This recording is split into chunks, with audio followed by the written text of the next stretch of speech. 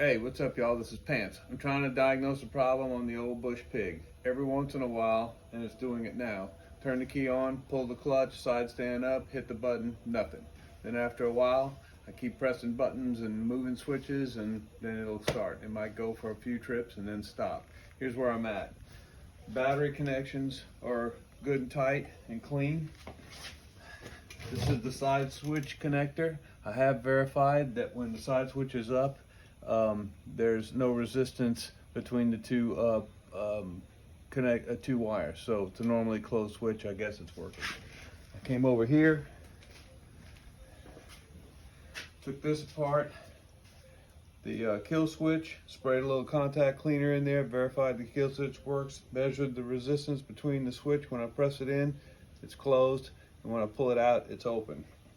I haven't done anything with the start switch yet. Come back over here to the clutch switch. I have a tie wrap on it so that the clutch is engaged. Now come over here, Mom. This right here I think is my problem. This right here is kind of loose and actually now kind of comes out. And when I measure the resistance between these two, sometimes it's closed and sometimes it's open. So I think this is my problem. Let me know what you think. Thanks.